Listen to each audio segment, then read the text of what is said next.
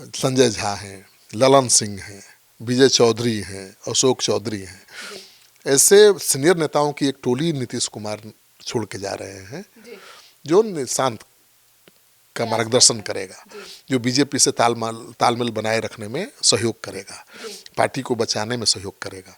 और समय के साथ निशांत सीख जाएंगे, और सीख जाएंगे, जेडीयू को उन्होंने संभाल लिया, तब तो क्षेत्रीय दलों पर जो संकट दिख रहा है नीतीश कुमार के केंद्र की राजनीति में जाने पर वो शायद कम हो जाए। नहीं तो नीतीश कुमार जिस तरह से जा रहे हैं केंद्र की राजनीति में, मतलब बिहार छोड़ रहे हैं और उनका दल खत्म हो गया, तो ये पूरे देश में क्षेत्रीय दलों के लिए खतरे की घंटी है। बिहार की राजनीति में क्षेत्रीय दलों के अंत की शुरुआत, क्या गुल खिलाएंगे नीतीश कुमार का प्रयोग। नमस्कार, आप देख रहे हैं सिटी पोस्ट लाइव, मैं हूं सृष्टि राज। भारतीय राजनीति के प्रोटोकॉल में एक बड़े राज्य के मुख्यमंत्री की हैसियत किसी भी केंद्रीय मंत्री से ज्यादा होती है। ऐसे में महज एक सदन की सदस्यता का अनुभव लेने के लिए मुख्यमंत्री पद का त्यागना न केवल आश्चर्यजनक है, बल्कि सत्ता के गलियारों में कई गंभीर आशंकाओं को भी जन्म देता है। बिहार के मुख्यमंत्री नीतीश कुमार अब पटना से दिल्ली जाने की तैयारी कर चुके हैं। नीतीश कुमार राज्यसभा जा रहे हैं, उनका नामांकन हो चुका है। 16 मार्च को राज्यसभा चुनाव है, उन्हें राज्यसभा भेजने का नया प्रयोग लग रहा है।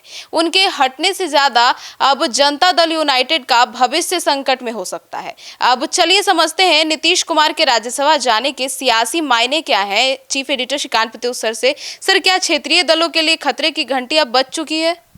देखिए, बिहार भारतीय राजनीति की एक ऐसा प्रयोगशाला रहा है जिसके नतीजों ने राष्ट्रीय राजनीति को बहुत प्रभावित किया है, दूरगामी असर छोड़ा है राष्ट्रीय राजनीति पर।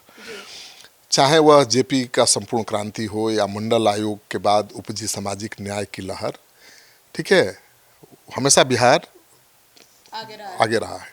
लेकिन वर्तमान में बिहार के मुख्यमंत्री को जबरिया रिटायर कर राज्यसभा में भेजने का जो नया प्रयोग हो रहा है, ऐसा ही तो माना जा रहा है कि जबरन भेजा जा रहा है, वह किसी के गले नहीं उतर रहा, ठीक है ना।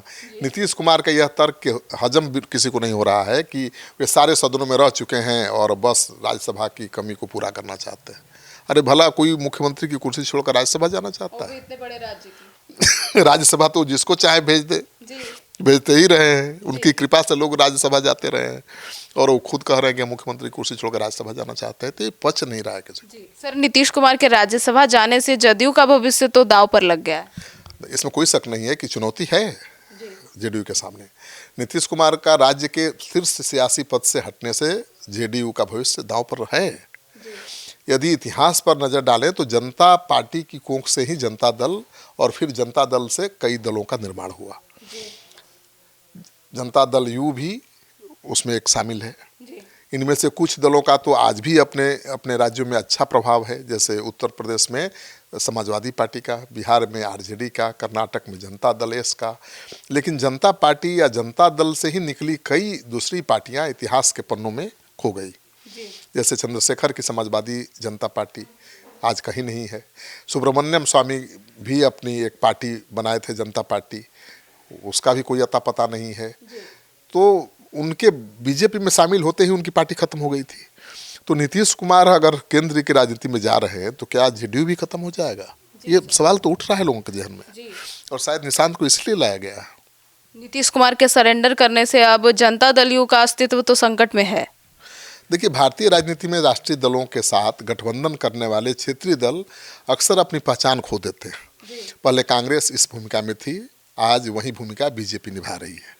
असम से लेकर महाराष्ट्र तक के उदाहरण आप देख लीजिए।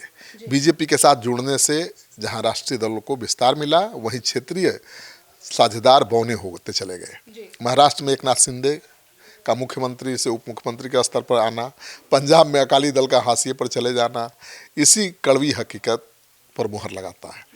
पूर्वोत्तर में तो स्थिति ये है कि क्षेत्रीय दल सत्ता में होने के बावजूद केंद्र हेमंत, ठीक है ना, हेमंत बिस्वा शर्मा जैसे छत्रपों के दिशा निर्देशों के बिना एक कदम भी नहीं बढ़ा पाते। तो दो ही मुख्यमंत्री है अभी जिनको कोई इग्नोर नहीं कर पाता है, एक तो हेमंता बिस्वा शर्मा और एक योगी। और कहा जाता है कि दो ऐसे बीजेपी के मुख्यमंत्री हैं जिनके साथ छेड़छाड़ की कोशिश न तो मोदी करते हैं और न अमित शाह। बाकी कोई मुख्यमंत्री उतना पावरफुल नहीं है।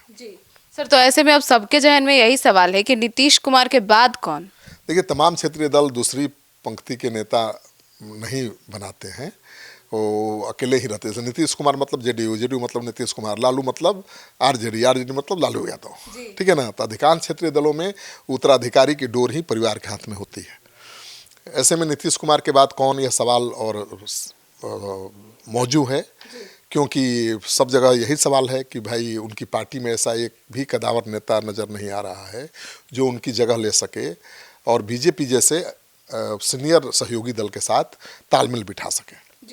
तो नीतीश कुमार ने राजनीति में अपने पुत्र निशांत कुमार को लाया तो है, लेकिन बहुत देर से लाया है। हाँ, ये है कि अब नीतीश कुमार की जगह निशांत ले रहे हैं। निशांत उतने मैच्योर नहीं है, राजनीति का ABCD भी नहीं जानते हैं, और बीजेपी जैसे मजबूत दल के साथ कोऑर्डिनेशन बना के आगे सरकार चलाना है।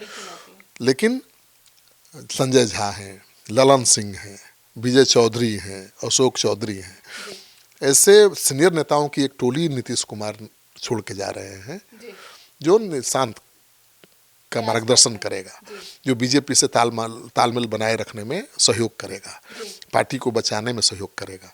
और समय के साथ निशांत सीख जाएंगे, और सीख जाएंगे, जेडीयू को उन्होंने संभाल लिया, तब तो क्षेत्रीय दलों पर जो संकट दिख रहा है नीतीश कुमार के केंद्र की राजनीति में जाने पर, वो शायद कम हो जाए। नहीं तो नीतीश कुमार जिस तरह से जा रहे हैं केंद्र की राजनीति में, मतलब बिहार छोड़ रहे हैं और उनका दल खत्म हो गया, तो ये पूरे देश में क्षेत्रीय दलों के लिए खतरे की घंटी है।